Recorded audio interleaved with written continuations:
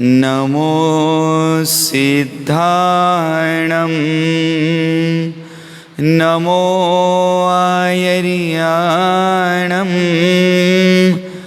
नमो वज्रायाणं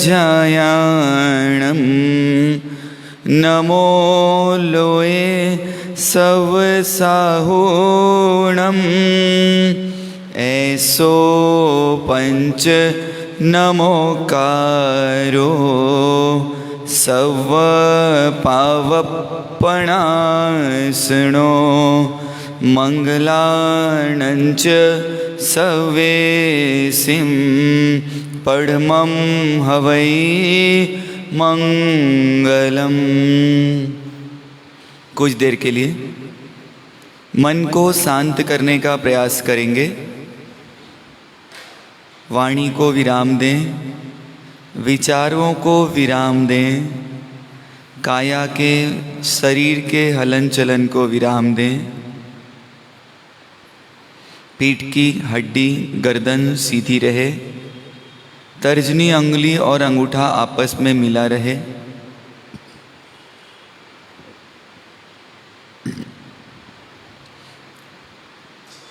तीन बार नमो जब लेंगे तो श्वास लेना है, अरिहंताणम बोलेंगे तो श्वास छोड़ना है। नमो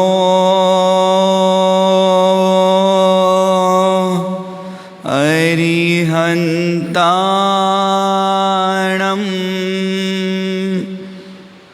नमो अरिहंताणम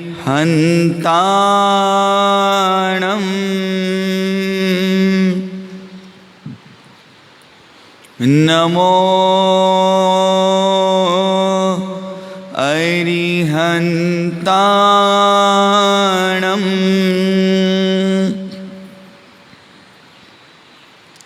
मैं अरिहंत परमात्मा की शरण में हूँ।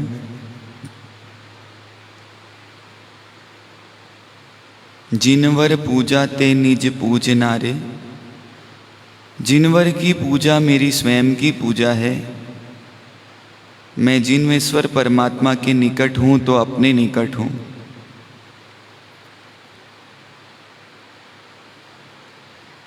और जिनेश्वर परमात्मा सिर्फ एक ही विचार में मग्न रहते हैं, निमग्न रहते हैं।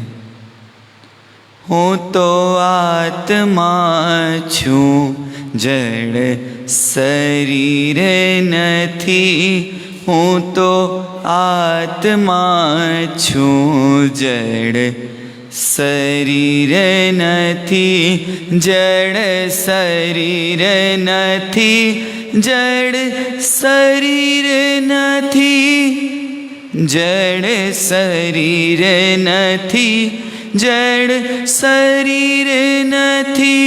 हूँ तो आत्मा छूं जड़ शरीर नथी, हूँ तो आत्मा छूं जड़ शरीर नथी।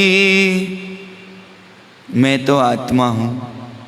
सिर्फ एक ही विचार उनके हृदय स्थल पर अंकित होता है, मैं यह जड़ शरीर नहीं हूँ। जब मैं जड़ शरीर नहीं हूँ तो शरीर के पीछे मिले हुए सामग्री मैं कैसे हो सकता हूँ। सिर्फ एक ही विचार होता है, मैं आत्मा हूँ, मैं आता हूँ।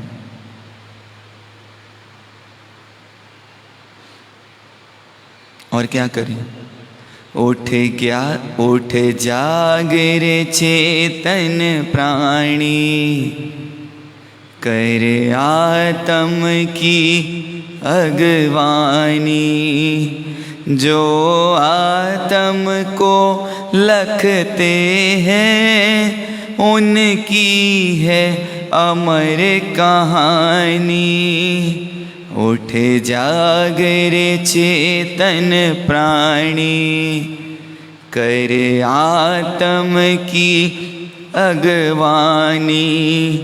जो आत्म को लखते हैं उनकी है अमर कहानी। आज पूरी दुनिया में जहाँ जहाँ पर मेरे धर्मावलंबी हैं, धर्मानुरागी हैं, वो सब किसका स्मरण करते हैं? वीतराग परमात्मा का। आखिर क्यों? क्योंकि इन्होंने पर को छोड़ा और स्व में लग गए, और मैं स्व को पकड़ता नहीं क्योंकि मैंने पर को छोड़ा ही नहीं। और यही एकमात्र मेरे दुख का कारण है। चिंतन करें कि मैं कौन हूं। एक प्रश्न सहजता से अपने मन में अंकित करें और उसका सवाल जानने का, प्रश्न का उत्तर जानने का प्रयास करें। मैं कौन हूं? ये बाल मैं नहीं हूं, ये चमड़ी मैं नहीं हूं, ये अंदर बहने वाला खून मैं नहीं हूं, ये हड्डी का ढांचा मैं नहीं हूं, ये हजारों मीटर की अतड़ियाँ मैं नहीं हूं। कौन हूं मैं? इन सब से परे कोई चीज़ है और वो मैं हूं। और वो चीज़ कौन सी है? तो वो एक ही चीज़ है, मैं आत्मा हूं। सिर्फ एक आवाज़, सिर्फ एक विचार, मैं आत्मा हूं। हूँ तो आत्मा छूं, जड़ शरीर नथी। हूँ तो आत्मा छूं, जड़ शरीर नथी। जड़ शरीर नथी, जड़ शरीर नथी। जड़ शरीर नथी, जड़ शरीर नथी। हूँ तो आत्मा छूं, जड़ शरीर नथी। पूर्ण जागृति के साथ, पूर्ण एकाग्रता के साथ चिंतन करें कि मैं कौन हूँ। मैं कौन हूँ? मैं आत्मा हूँ, मैं आत्मा हूँ। गहरी लंबी सांस लें, गहरी लंबी सांस छोड़ें। मोक्ष मार्गस्य नेतारं भेतारं कर्म भूभृतां ज्ञातारं विश्वतत्त्वानां वन्दे तद्गुण लब्धये। मोक्ष मार्ग को सतत प्रकाशित, पुष्पित, पल्लवित करने वाले प्रभु वीतराग परमात्मा के चरणों में कोटि कोटि वंदन। जिनकी शीतल छाया आप हम सबके धर्म में जीवन का आधार है, ऐसे प्रभु धर्मनाथ भगवान के चरणों में कोटि कोटि वंदन। अनंत लब्धि निधान, विनय के भंडार, गौतम सरीखा, गुरु नहीं विरुद्ध के धारक गुरु गौतम स्वामी जी महाराज के चरणों में कोटि कोटि वंदन। आश्रित गणहित चिंतक, सज्जन सिरमौर, जन से जैन बनाने वाले चारों दादा साहब, दादा जिनदत्त मणिधारी, कुशल चंद्र सूरी गुरु भगवंतों के चरणों में कोटि कोटि वंदन। समस्त आचार्य भगवंतों के चरणों में कोटि कोटि वंदन। जोधपुर नगरी में विराजित मानव जब जीवन की दुर्लभता का विश्लेषण करने वाले, आत्म तत्व के विषय पर गहरा चिंतन देने वाले पूज्य गुरुदेवों के चरणों में कोटि कोटि वंदन। समादरणीय मुनि भगवंत, आत्मा से परमात्मा बनने की पात्रता रखने वाले भव्य श्रावक एवं श्राविकाओं, परमात्मा महावीर का शासन आप हम सबको एक एक कदम करे कहाँ बढ़ाते जा रहा है, कहाँ बढ़ाते जा रहा है।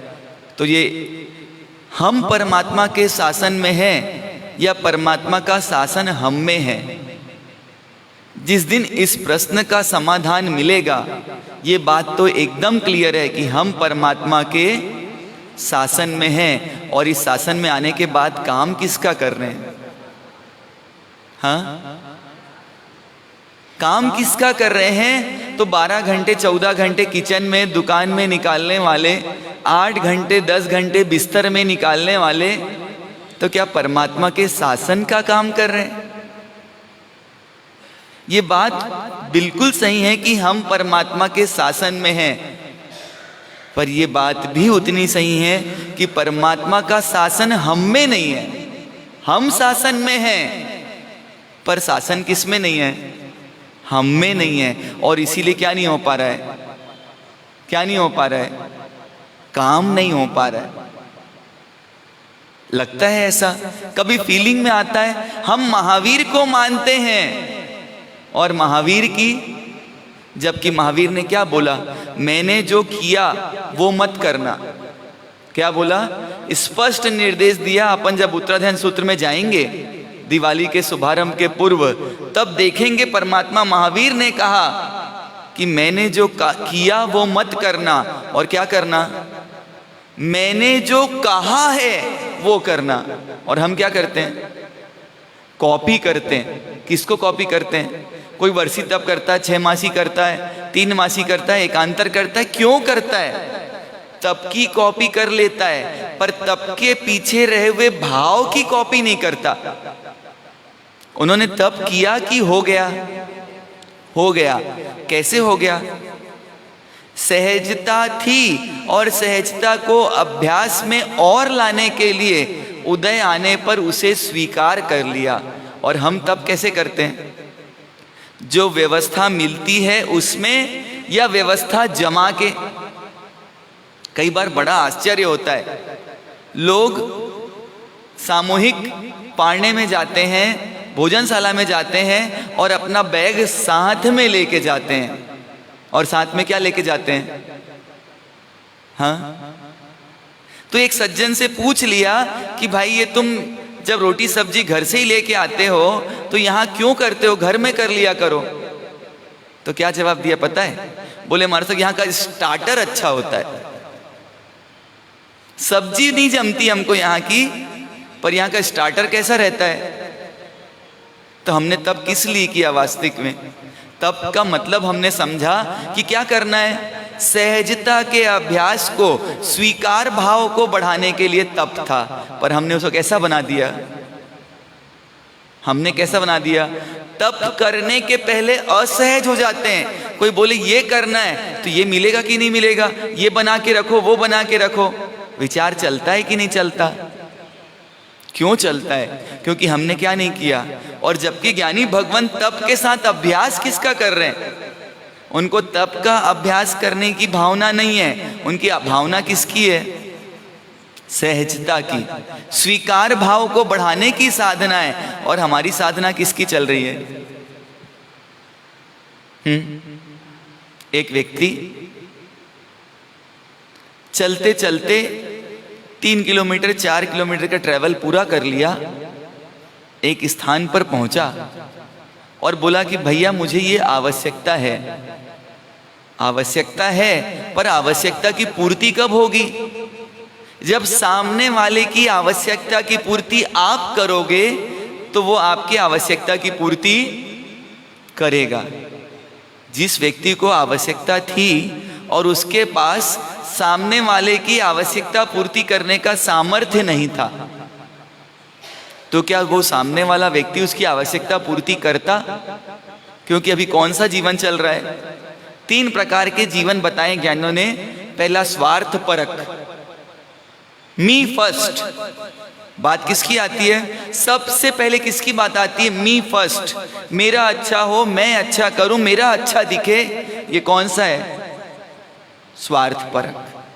कुछ लोग जो इससे ऊपर बढ़ते हैं तो दूसरा जीवन है परार्थ परक, जो स्वार्थ के साथ किसका भी भला देखते हैं। तो पर मतलब दूसरे के भी भले का कार्य सोचते हैं। वो कौन है? परार्थ प्रेमी। और मेरे परमात्मा कौन है? तो मेरे परमात्मा व्यसनी है। परमात्मा और व्यसनी, व्यसन मतलब बुरी आदत। किसी को ऊंचे लोग ऊंचे पसंद, और किसी को हाँ जेंट्स की अलग है तो लेडीज की अलग है। पर क्या है, व्यसन तो है। तो क्या परमात्मा को कोई व्यसन हो सकता है? तो हाँ, परमात्मा को व्यसन है। किस चीज का? तो भगवान परमार्थ व्यसनी है। किसके व्यसनी है? परमार्थ। अब परार्थ भी छोड़ दिया, स्वार्थ भी छोड़ दिया, और किस में लग गए? परमार्थ, परम अर्थ की साधना में। जो बेस्टम बेस्ट चीज है उसकी साधना में लग गए। और व्यसन कैसा होता है? जिसको छुड़ाने की कोशिश करो पर छूटता। छुड़ा के दिखाओ आपका परमात्मा का ये व्यसन है किसी में ताकत? आप लोग तो अच्छे अच्छे के छक्के छुड़ा देते हैं, तो परमात्मा का नहीं छुड़ा सकते? हाँ, जरा विचार कीजिए। हमारी स्वार्थ परक जिंदगी, परमात्मा की परमार्थ। और बीच वाले कौन होते हैं? जो बीच में आ जाते हैं, स्वार्थ और परमार्थ के बीच, परार्थ। दूसरों का भी भला हो इसकी भी चिंता करते हैं। वो व्यक्ति प्यासा है, भूखा है, और उसकी आवश्यकता की पूर्ति नहीं हो रही है। उसने बोला क्या करना पड़ेगा? तो बोले देखो ये सामने पत्थर रखे हैं धूप में, और इसको